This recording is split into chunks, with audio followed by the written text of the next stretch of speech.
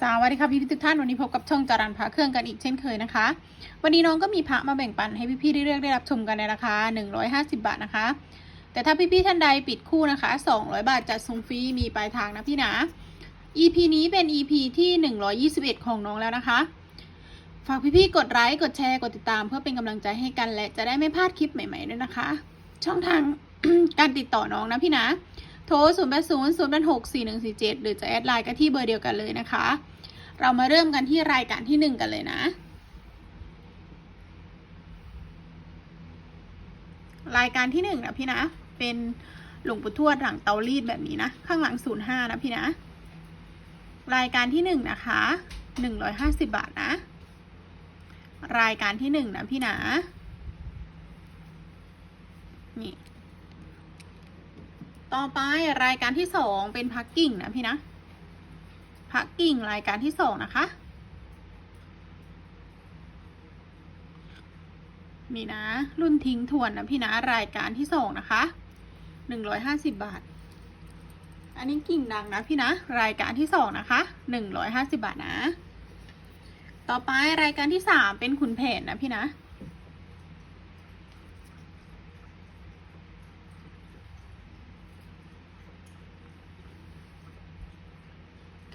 นี่นะรายการที่3นะคะ150 บาท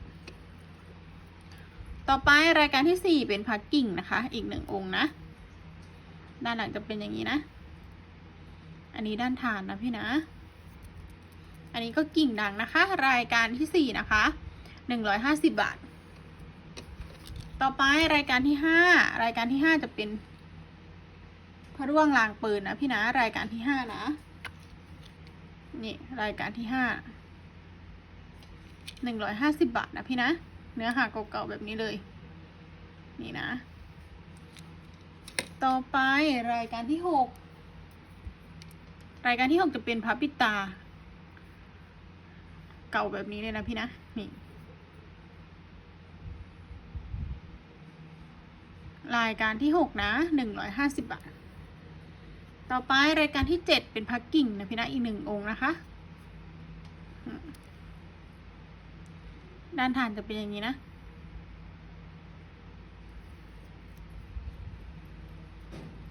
อันนี้กิ่งดังนะพี่นะแต่ดังเบานิดนึงนะรายการที่7นะคะ150 บาทต่อไปรายการที่8อันนี้เป็นหลวงพ่ออะไรน้องไม่มั่นใจอะพี่เนี่ย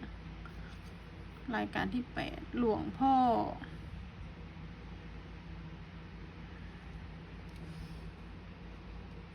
เพียรหรือเปล่าหรือหลวงพ่ออะไรเนี่ยพี่น้องไม่มั่นใจนะเดี๋ยวน้องดูอีกทีนะพี่นะแป๊บหนึ่งนะ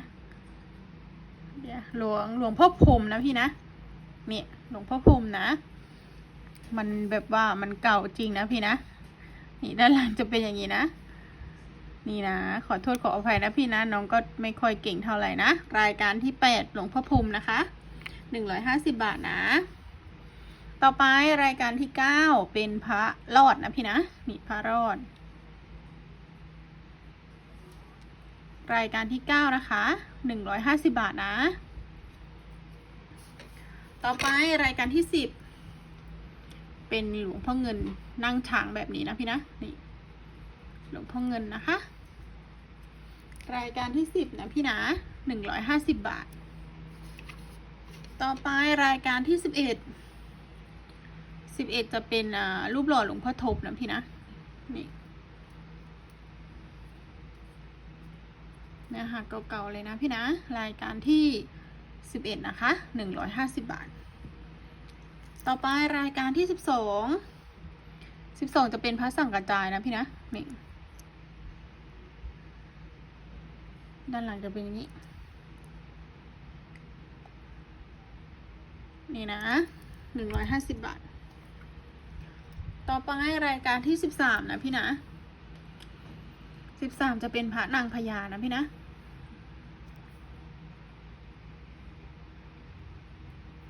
รายการที่13นะ150 บาทนะคะต่อไปรายการที่14 14จะเป็นขุนแผนนะคะขุนแผนรายการที่14นะพี่นะ150 บาทรูปภาพไม่ชัดยังไงแอดไลน์มาขอดูรูปภาพเพิ่มเติมกับน้องได้เลยนะคะนี่นะรายการที่14นะพี่นะต่อไปรายการที่15จะเป็นหลวงพ่อเกษมนะพี่นะหลวงพ่อเกษมรายการที่15นะ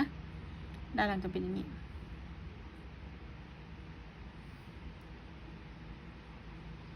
รายการที่15นะ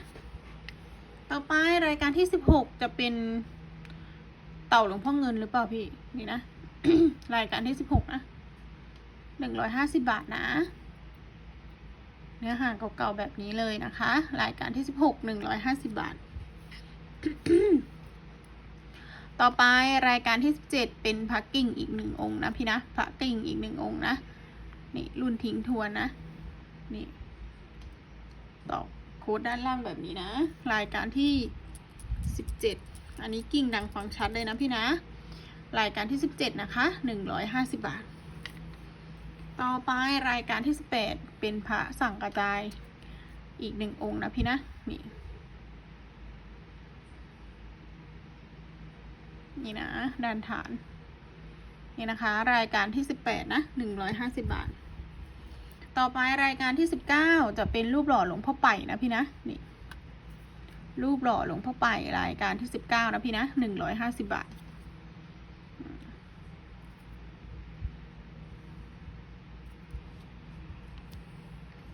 ต่อไปรายการที่20เป็นหลวงปู่เอี่ยมนะพี่นะ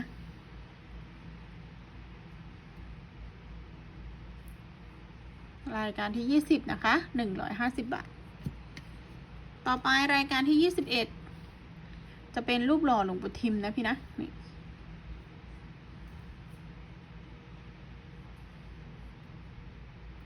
นี่นะคะรายการที่21นะ150 บาท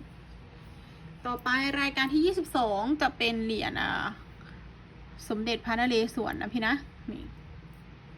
ด้านหลังจะเป็นนี้อนุสรณ์ดอนเจดีนะพี่นะรายการที่22นะพี่นะ150 บาทปิดคู่200นะพี่นะจะส่งฟรีมีปลายทางนะคะต่อไปรายการที่23เป็นพระกิ่งอีก1 องค์นะพี่นะพร้อมเลี่ยมมาแบบนี้นะคะนี่อันนี้ก็กิ่งดังนะพี่นะนี่กิ่งดังนะรายการที่23นะคะ150 บาทต่อไปรายการที่24จะเป็นพระศิวลีหลวงพ่อกวดหลวงปู่ทิมนะพี่นะพระศิวลีหลวงปู่ทิมรายการที่24นะ150 บาท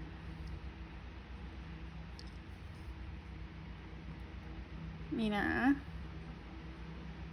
รายการที่24นะพี่นะต่อไปรายการที่25เป็นพระของขวัญปากน้ำนะพี่นะรายการที่25นะด้านหลังจะเป็นอย่างนี้นะคะรายการที่25นะ150 บาทต่อไปรายการที่26จะเป็นสมเด็จหลวงพ่อแพรนะพี่นะนี่เป็นแบบนี้เลยน้องให้ดูด้านในนะนี่นะคะรายการที่26นะพี่นะ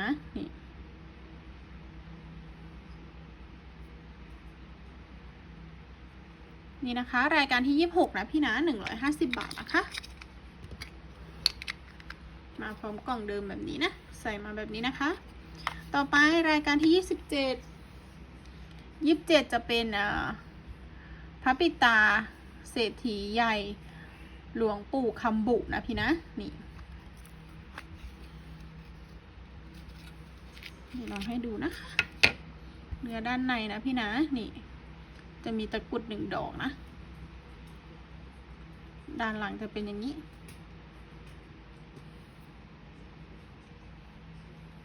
รายการที่27นะคะ150 บาทนะ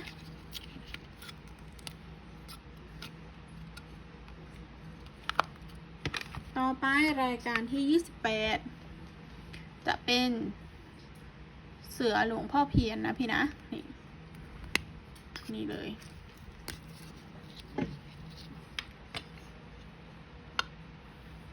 เสือหลวงพ่อเพียรนะพี่นะรายการที่28นะคะ150 บาทนี่โอ้โหตอกโคตรจังชัดเลยพี่นะ515 29นะพี่นะรายการที่28นะ150 บาทนะคะ มาพร้อมกล่องเดิมๆแบบนี้นะพี่นะนี่ต่อไปรายการที่29จะเป็นพญาวานอนนะพี่นะหลวงปู่อะไรอ่ะเนี่ยวัดบวรนิเวศนะพี่นะเดี๋ยวน้องให้ดูสวยนะพี่นะองค์นี้พญาวานอนนะเรียกทรัพย์นะพี่นะนี่เลยรายการที่24นะพี่นะนี่เนื้อหาสวยๆเลยนะ150 บาทนะพี่นะรายการที่24นะต่อไปรายการสุดท้ายรายการที่29เสือรายการพญาวานอนรายการที่29นะพี่นะต่อไปรายการที่30รายการสุดท้ายนะเป็นหลวงพ่อคูณนะฉลองอายุ92 ปีนะพี่นะนี่เลยเดี๋ยวน้องให้ดูด้านในนะ